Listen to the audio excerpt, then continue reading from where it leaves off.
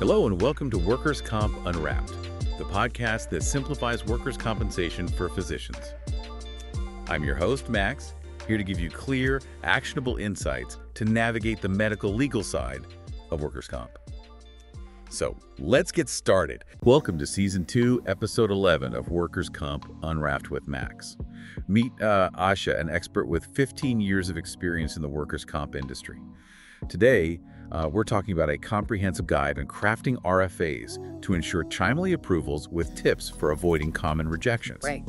We're going to demystify RFAs and show you, whether you're a seasoned provider or new to workers' comp, how to file successful requests to maximize your revenue. RFAs are the key to getting those treatments approved, making sure injured workers get the care they need and ensuring you get paid for your services. That's right.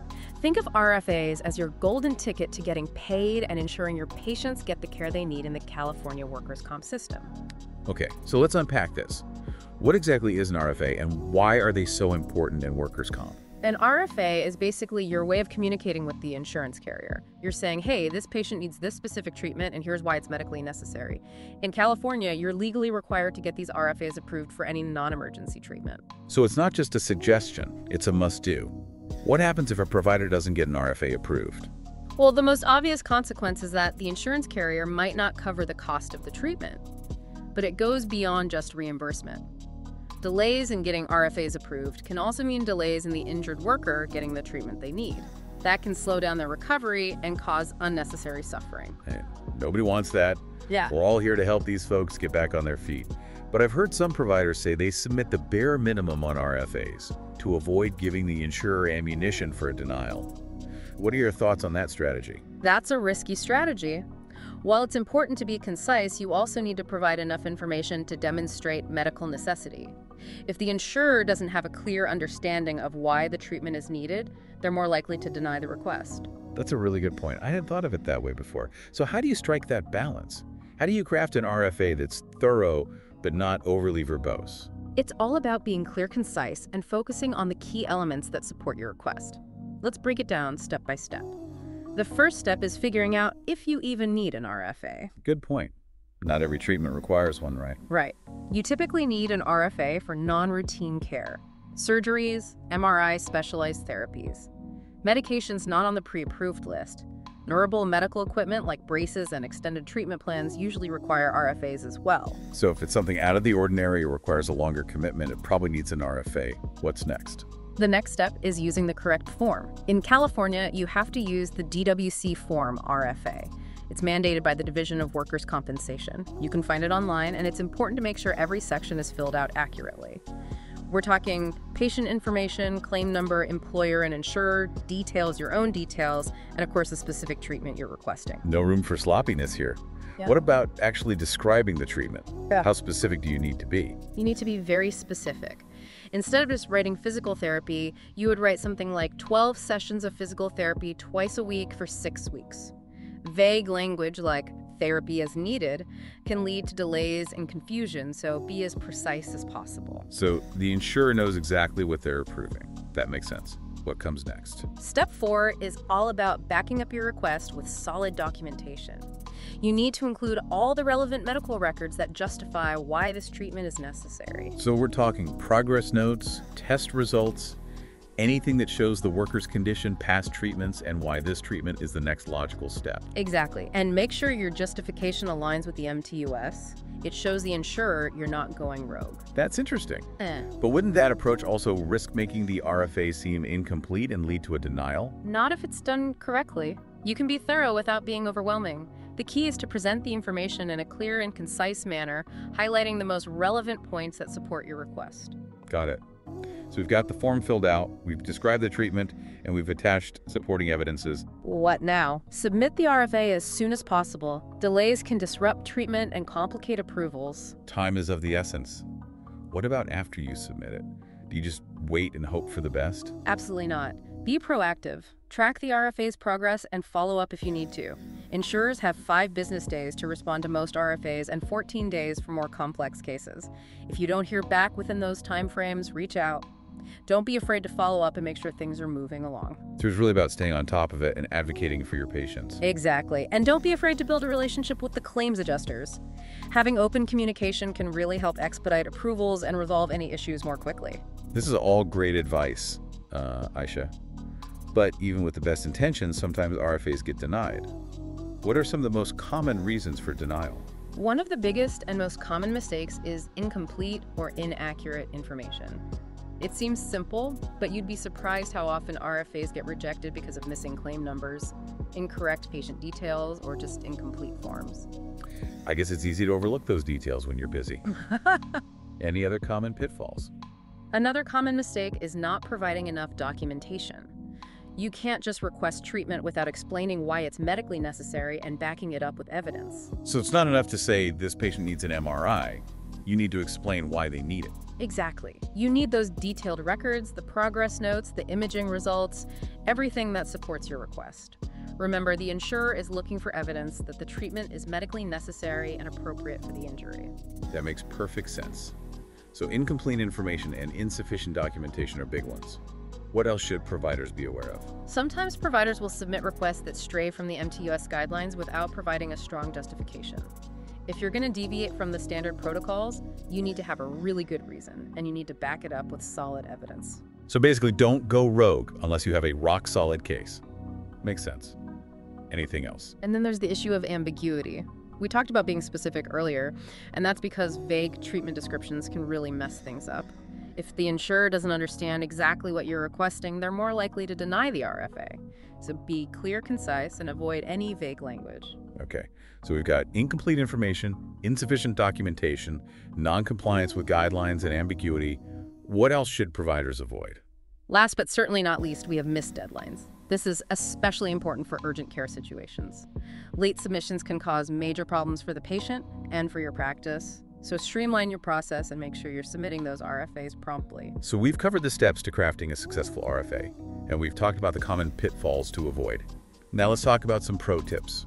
What are some things providers can do to streamline their RFA process and increase their approval rates? One of the best things you can do is develop standard operating procedures, or SOPs, for your practice.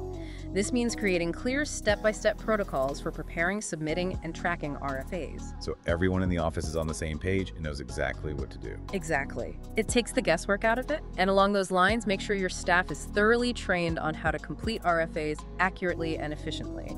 You can also use templates and checklists to help streamline the process. I love checklists. They make sure you don't miss anything important. Exactly. You can create standardized templates for common treatments and use checklists to make sure you've included all the necessary sections and documentation. That's a great idea. What about technology? Any tips there? Absolutely. These days, there are some fantastic claims management software programs that can automate a lot of the RFA process. They can help you track submissions, generate deadline reminders, and reduce administrative errors. So you can spend less time on paperwork and more time focusing on your patients. That's fantastic. Any other pearls of wisdom you can share with our listeners, Aisha? I think the most important thing is to remember that RFAs are a critical part of the workers' comp system. They ensure that injured workers get the care they need and that providers get paid for their services. By taking the time to understand the process and following the guidelines, you can make the RFA process much smoother for everyone involved. Well said, Aisha. We're going to hear about a real-world example of how you helped a provider turn an RFA rejection into a success. I think that will be really helpful for our listeners. Yeah, I'd be happy to share an example. I worked with a provider who submitted an RFA for an MRI for a patient with a shoulder injury. Okay. The insurer denied the request because they felt there wasn't enough documentation of prior conservative treatments. So basically they were saying, we don't think an MRI is medically necessary at this point. Exactly. But instead of giving up, the provider revised the RFA, adding detailed progress notes, supporting imaging results, and a clear explanation of how the request aligned with the MTUS guidelines. So they really made their case stronger. Yes. And the revised RFA was approved. The injured worker got their MRI, and the provider was reimbursed. That's a great example of how persistence and thoroughness can really pay off. I bet there are a lot of providers out there who would have just given up after the initial denial. You'd be surprised how often that happens. But it's important to remember that you have options. If you believe a treatment is medically necessary, don't be afraid to appeal a denial or resubmit the RFA with additional documentation.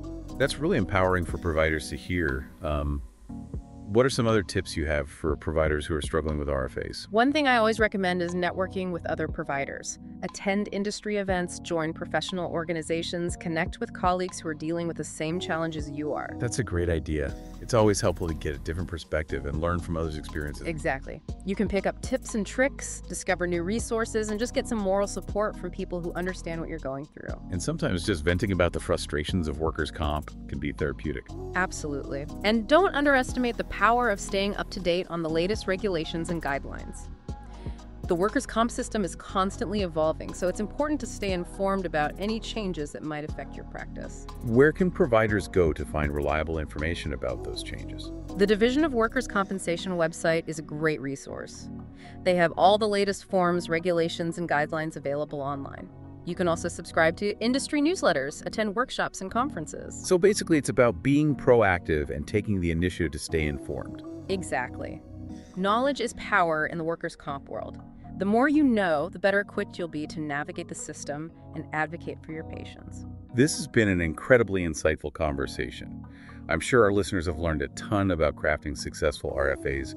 What are your final thoughts for our listeners? I would say just remember that RFAs are a critical part of ensuring that injured workers receive timely and appropriate care.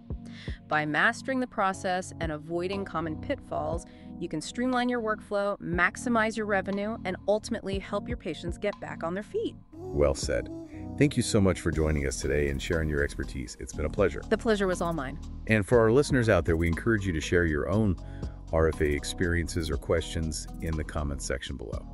We're always here to help each other out. That's it for this episode of Workers' Comp Unwrapped with Max. We'll see you next time. Yeah, that's a great point about community and information sharing.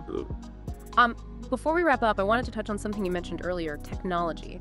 Can you talk a little bit more about how technology can help providers with the RFA process? Absolutely. There have been huge advances in claims management software in recent years. Some of these programs can really streamline the entire RFA process, from creating and submitting the forms to tracking approvals and managing denials. So it's more than just having a system for organizing electronic files. Oh, much more.